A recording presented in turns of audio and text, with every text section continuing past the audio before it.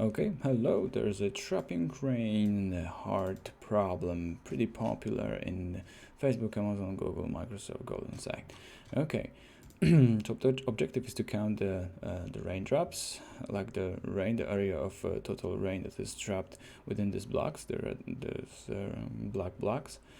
So we got the height here is 1, this is 0, this is 2, so we can trap the rain here, this is at least 1.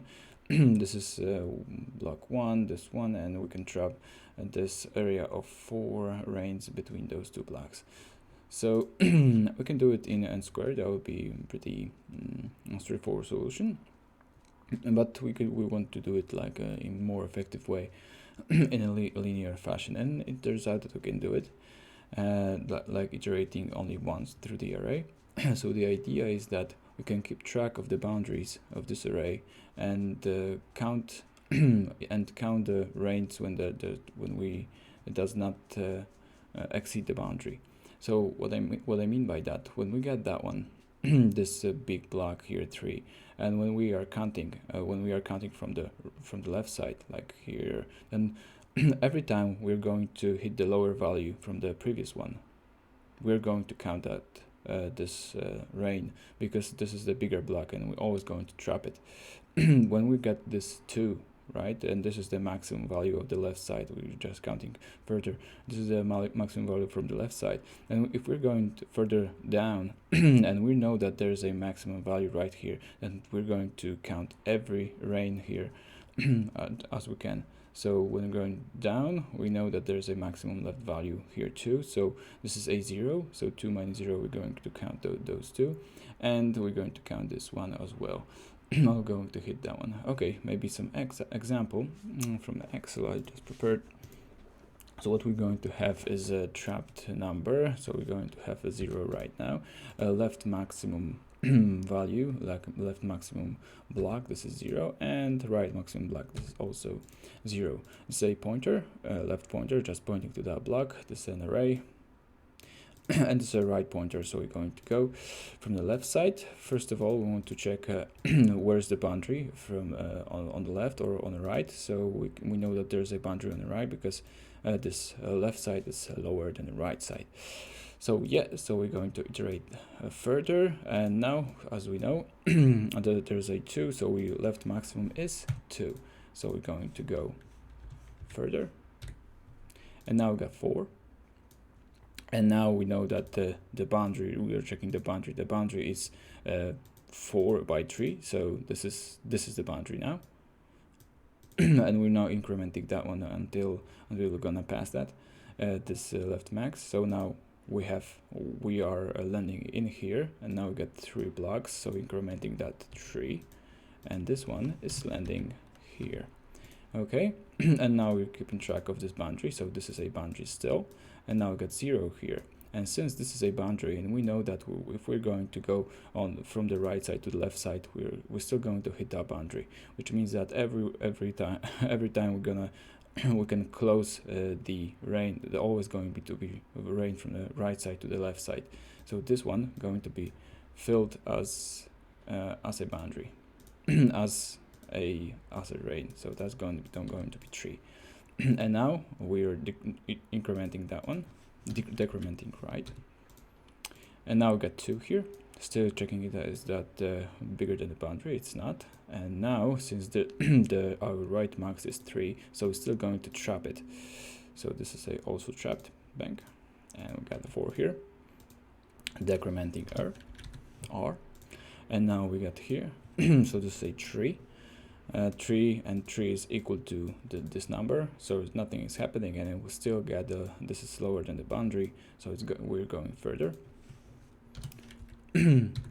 And now still this is a lower boundary than that one, so this is the boundary, and from the right max we get 3 left, so this is going to be the result. Okay, and we're decrementing R, and we are adding L and R. So which means that we are stopping it because the L met R. And that would be 1, 2, 3, 4, 5, 7, and 6, between 5 and 10.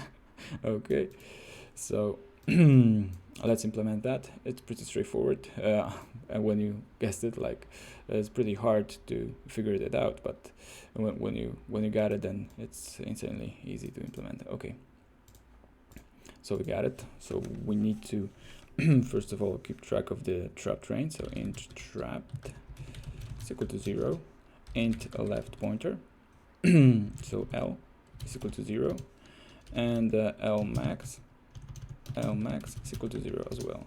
Int R is equal to index R is equal to 0, and R max is equal to also 0. Okay, now we need to iterate through this array. I is less than h dot length and I plus plus, and I made a mistake already. Can you spot it? Yeah, this is the R, and right should be on this side, on the length. Okay. So we got it. Now the first check if we got the boundary. So if L of h of L is less than h of R, which means that this one is less than the right one, and we're going to go with the next one. Okay, then if if our h dot left is less than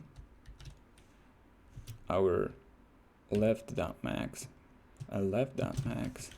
if this is less, then what we're going to do, let's take a look at it. if this is less, then we're going to add to our trapped, right? Trapped is equal to L dot max minus L dot max. We're going to trap it L dot max minus H dot left, and oopsie poopsie. Okay, and else we need to increment, attach the left max value here. Okay, and at the end we need to increment the L. Okay, that's going to be it. And from the right side, going to be almost exactly the same. If h of R is less than R of max, then trapped R of max minus R of h of R. Okay, and else the R of max is equal to h of R, and R minus minus. That should conclude it. Return the trapped. Okay, so let's try to do it. Believe this is a good solution, and we got error marks because this is a comma.